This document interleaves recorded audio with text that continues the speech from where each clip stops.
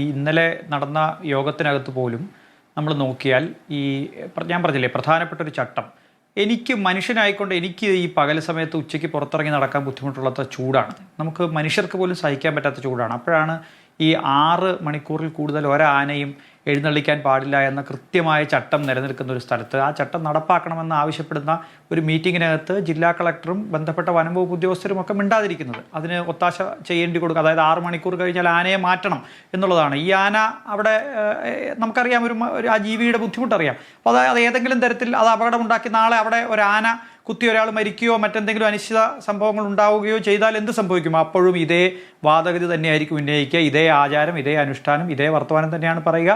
എന്നിട്ട് ഹൈക്കോടതിയുടെ മേൽനോട്ടത്തിൽ നടന്നപ്പോൾ ഞങ്ങൾ നിയമം പാലിച്ചു എന്ന് വലിയ സംഗതിയിൽ മറുപടി പറയുകയും ചെയ്യും. എനിക്ക് തോന്നുന്നത്, എനിക്ക് ഈ പറയുന്ന ദേവസ്വങ്ങളോടൊന്നും പറയാനില്ല.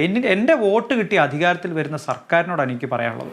നമ്മുടെ നികുതിപ്പണം ഉപയോഗിച്ച് ശമ്പളം വാങ്ങിച്ച് ഈ നിയമം നടപ്പാക്കേണ്ട ആളുകൾ നിയമലംഘനത്തിന് ഒത്താശ ചെയ്യുകയും ഈ പാവപ്പെട്ട അങ്ങേയറ്റം ദരിദ്രമായ എല്ലാ അർത്ഥത്തിലും നിസ്സഹാരായ ആളുകളെ പോലെയുള്ള, ഈ ചർച്ചയിൽ തന്നെ പങ്കെടുത്ത അവരെ പോലെയുള്ള ജീവിതത്തിലെല്ലാം നഷ്ടപ്പെട്ട മനുഷ്യർക്ക് അവരുടെ അവകാശത്തെപ്പറ്റി എഴുന്നേറ്റ് നിന്ന് സർക്കാരിനോടൊന്ന് ചോദിക്കാൻ പോലും കഴിവില്ല എന്നുള്ളത് കൊണ്ടാണ് ഇവർ ഈ പുളയ്ക്കുന്ന അധികാര ദുഷ്പ്രഭുത്വം കാണിക്കുന്ന ആളുകളുടെ കൂടെ നിന്നുകൊണ്ട് ഒരു പക്ഷം ചേർന്ന് നിന്നുകൊണ്ട് ഈ നിയമവിരുദ്ധതയ്ക്ക് വേണ്ടി സർക്കാർ സംവിധാനങ്ങൾ, അതും ആലോചിച്ച് നോക്കണം. ഒരു നാച്ചുറൽ കലാമിറ്റി ഉണ്ടായ വയനാട്ടിൽ പോയി ആളുകളുടെ കണ്ണീർ തുടയ്ക്കുന്ന മന്ത്രി ആ ജില്ലയിൽ നിന്നാണ്, മന്ത്രി ശ്രീ കെ രാജൻ. അദ്ദേഹം ഈ കാര്യത്തിൽ മനുഷ്യനിർമ്മിതമായ ദുരന്തത്തിൻ്റെ സംവിധാനത്തിനകത്ത് അദ്ദേഹം എടുക്കുന്ന നിലപാടെന്താണ്? അപ്പോൾ നമ്മൾ ഈ ഇരട്ടത്താപ്പുകളാണ് കണ്ടുകൊണ്ടിരിക്കുന്നത് അധികാരികളുടെ ഭാഗത്തു നിന്നുള്ളത്. പറയാതിരിക്കാൻ ഒരു നിവൃത്തിയുമില്ല. ഒരു വശത്ത് മനുഷ്യത്വം കാണിക്കുമ്പോൾ മറുവശത്ത് ആ മനുഷ്യത്വം ലോക്കൽ പൊളിറ്റിക്സിന് വഴിമാറുന്നു എന്നുള്ളതാണ് ദയനീയമായിട്ടൊരു ചിത്രം.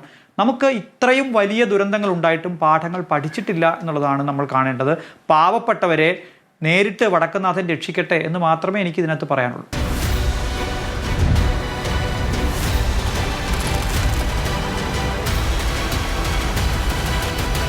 ഡിബേറ്റ് വിത്ത് സ്മൃതി പരുത്തിക്കാട്.